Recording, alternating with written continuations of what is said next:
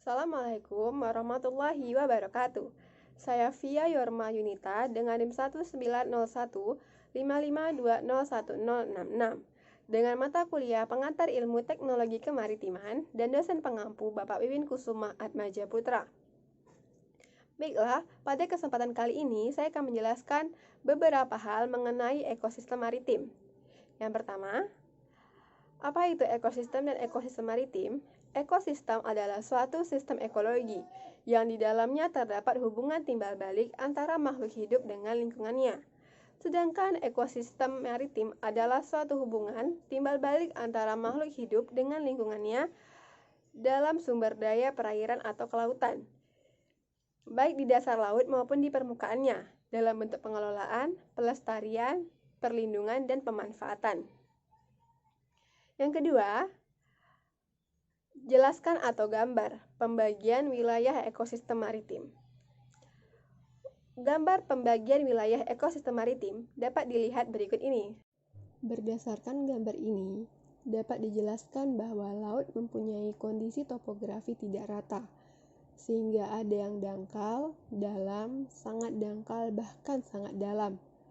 Pembagian laut berdasarkan ekosistem maritim dan kedalaman yaitu ada 5. Yang pertama, zona litoral. Zona litoral dikenal sebagai wilayah pasang surut, wilayah yang paling atau dekat dengan pantai. Yang kedua, zona neritik. Zona neritik dikenal sebagai wilayah laut dangkal dengan kedalaman 50-200 meter. Menjadi tempat habitat yang sangat cocok bagi berbagai jenis spesies laut karena tertembus matahari dengan sangat baik. Yang ketiga, zona batial. Zona batial dikenal sebagai wilayah laut dalam dengan kedalaman 200-2000 meter.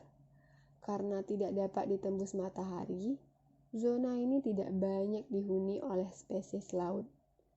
Yang keempat, zona abisal. Zona abisal adalah wilayah dalam dan gelap dengan kedalaman lebih dari 2000 meter. Sulit ditemukannya oksigen dan tidak adanya spesies yang hidup dalam zona ini.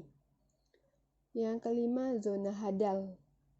Zona hadal adalah laut dengan kedalaman 5000-6000 meter. Disebut zona hadopelagis atau zona parit, di mana wilayahnya sempit dan panjang di dasar laut. Yang ketiga, potensi ekosistem maritim apa sajakah yang dapat dimanfaatkan oleh masyarakat dan alasannya?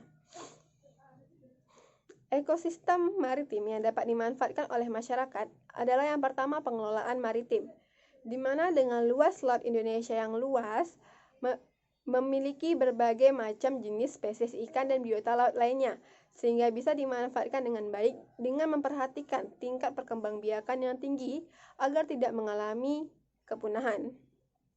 Yang kedua, pengelolaan pertambangan. Di dasar laut Indonesia banyak terdapat mineral seperti bauksit, timah, minyak, dan gas bumi. Selain itu juga terdapat potensi energi non-migas seperti gelombang, pasang surut, dan air laut. Cara pengelolanya itu dengan membuat ocean thermal energy conservation. Yang ketiga, itu pengelolaan perhubungan, di mana Indonesia ini terdiri dari pulau-pulau, sehingga transportasi antar pulau itu sangat diperlukan. Bisa menjadi salah satu potensi maritim. Dan yang keempat, pengelolaan pariwisata. Laut dan pantai yang indah dan dikelola dengan baik dapat meningkatkan pemasukan Indonesia dalam bidang pariwisata. Yang keempat, apakah ada permasalahan-permasalahan yang mengancam ekosistem maritim, terutama di Kepri? Nah, salah satu masalah utama yang mengancam ekosistem di Kepri adalah banyaknya limbah sampah plastik di laut. Limbah ini dapat membahayakan dan dapat merusak keindahan dari pesisir dan membuat ekosistem laut dan biota laut lainnya itu mengalami kematian dan sangat berdampak negatif bagi masyarakat. Masyarakat yang mengonsumsi biota laut yang memiliki kandungan mikroplastik itu sangat berbahaya bagi kesehatan. Yang kelima, carilah 5 penelitian yang dibuat oleh dosen atau mahasiswa umrah mengenai pengelolaan pemanfaatan interaksi bahkan teknologi potensi ekosistem maritim. Nah, di sini saya akan mendapatkan 5 penelitian. Itu yang pertama, pemanfaatan spirulina sebagai biskuit tinggi protein. Nah, tujuannya di sini adalah untuk meningkatkan protein pada biskuit dengan cara menambahkan spirulina dan komposisi kimia yang sangat baik. Yang kedua, kajian potensi mangrove sebagai daerah ekowisata.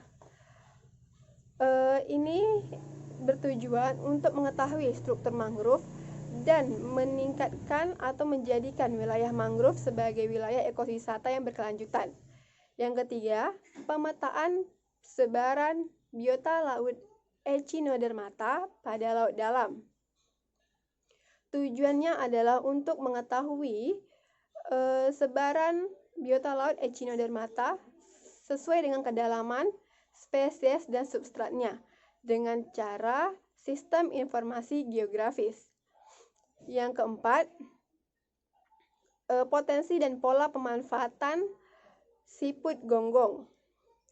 Nah, penelitian ini bertujuan untuk mengetahui potensi dan pemanfaatan sumber daya laut berupa siput gonggong. Dan yang kelima, perancangan pembangkit listrik tenaga gelombang di permukaan laut. Tujuan dari penelitian ini adalah untuk meminimalisir penggunaan bahan bakar fosil sebagai bahan bakar konvensional. Nah, sekian yang dapat saya sampaikan. Terlebih dan terkurang saya mohon maaf. Wassalamualaikum warahmatullahi wabarakatuh.